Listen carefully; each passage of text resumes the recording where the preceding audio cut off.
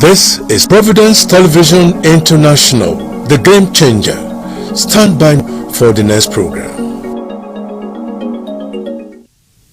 Thanks for staying with us. If you're just joining in, this is Edo Decides on Providence Television International. My name is Ugbebo Ikekwa. I have with me in the studio an election observer.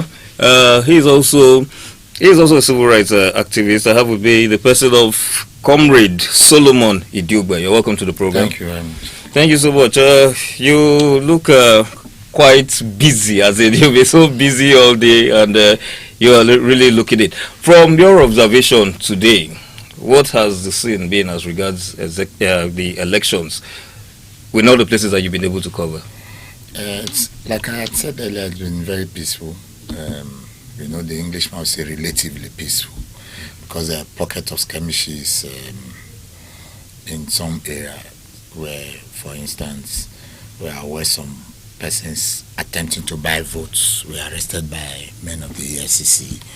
We are aware that there were some disagreements with some persons over where the location of INEC polling center. Okay. Because some of the polling centers are in people's houses, and the owners of the property are saying we're not officially informed, and as such will not allow you conduct voting process unless I'm paid. Okay. We had a scenario at Igun between first and second, close to the mosque, where during the rains, the INEC men wanted to take shelter in one of the houses. The man insisted that it's his father's house, they must be paid. Alleged, there's no proof of it's true, is his father's house or not. And that was almost going to cause a very serious situation. And then we talked about the presence of security agencies. There's been a lot of checkpoints, roadblock by army and police in the metropolitan area up to Payne Primary School. Thereafter, from Payne Primary School down to bypass. Okay. There's no single hold up, no checkpoints, no blockades, either by the army or by the police. And to me, that's not a good one. But on the issue of the voters' turnout, we had the anticipated voters' apathy prior to these elections. We thought ahead that it's very likely that people are not going to come out, owing to two things. One, last elections, a lot of people hold it in their minds that INEC did not, in quotes,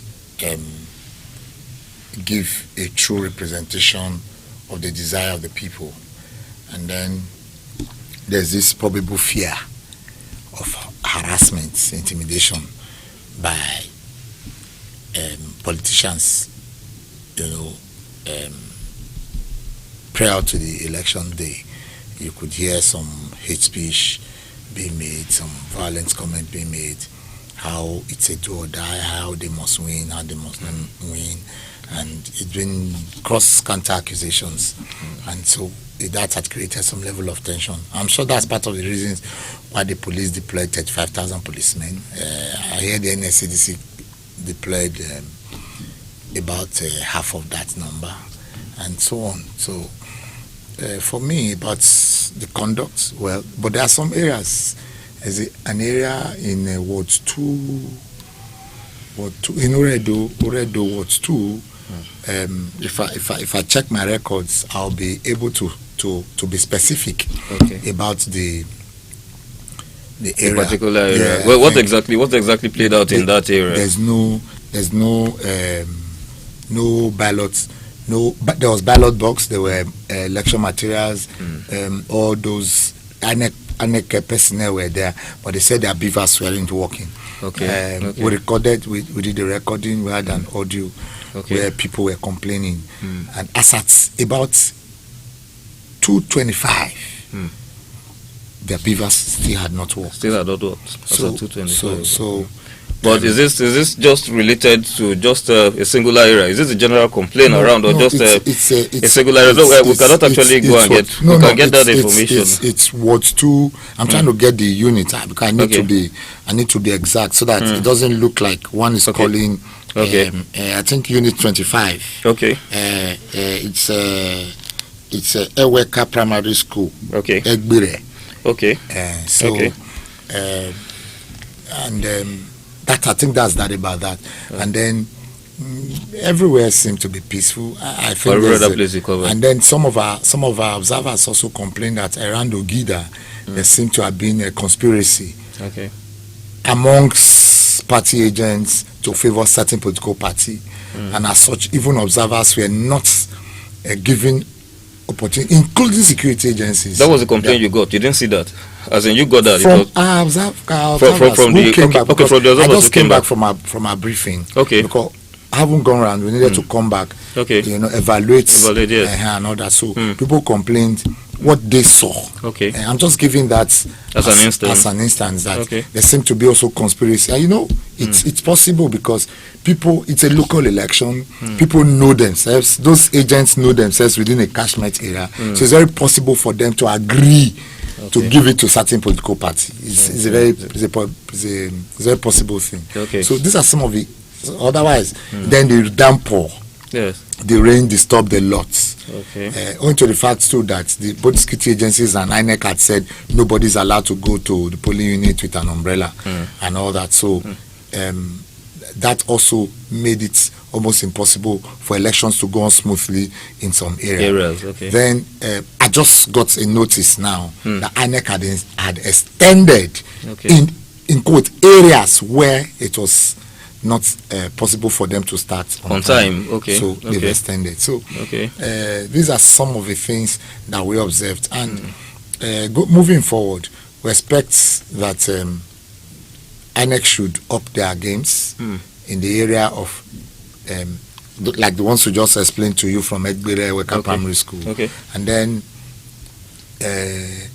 I must say this too, that security personnel had conducted themselves very peacefully. Okay. We've not had any cases of harassment. No, by police or Okay. army officers, Okay. even though they were everywhere around the metropolitan area that we went. Okay. Okay. So, but there's this voters apathy.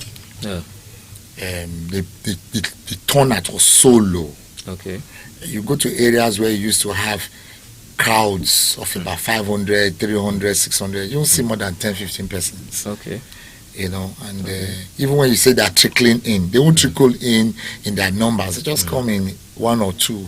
Okay. And so there's this, even as they're coming now, because results are beginning to fly in, you will see that the numbers are really very low. Okay. Okay. So- well, I think this will have to do. Okay. Well, divergent views from some other reports that we are getting. Although, like we talked about a particular area this morning, the level of voter turnout was quite on the large side. In the hinterland, yes, the voters turnout would be massive. Okay. Because you see that people seem to know themselves, seems to agree. Okay. But if you go to metropolitan early areas where you are likely to have high turnouts of persons are rack centers. Okay. Where you have like a small area collation center. Okay. You understand? Because Okay. you're going to have people trooping. That's like a distribution center. Okay. But when you go to units, because units are the smaller parts, Yes. we're not talking about wards. And then when you go to hinterlands, those people are, because Edo electorate are enlightened. The problem is just that sometimes the issue of this probable fear of attack and all that. So I think that those are some of the issues that may have been the problem. So Okay. I do not think that there's any other thing as it concerns the elections. But for us, we are watching, we are looking, because until the results are out, you may not be able to tell holistically what happened. So Okay. we're just watching. Well, we'll continue with the discussion. It will be worthy of note that the first. Let me just put it this way. First of all, the governor has voted. The governor of the state, Mr. Godwin Obaseki. We have that information. Yes, that's the governor actually voting there. He actually did. He was able to perform his civic duty. We also have very wonderful information from a wonderful source that the PDP candidate Igodalo, he was also able to cast his vote, and that's That's a clip to that effect. The APC candidate, Upewolu, who also got wonderful information to that effect, he too was able to cast his vote. And then Akpata did the same too. We have evidence of that. And the Speaker of the State House of Assembly, Agbebaku, was able to cast his vote too.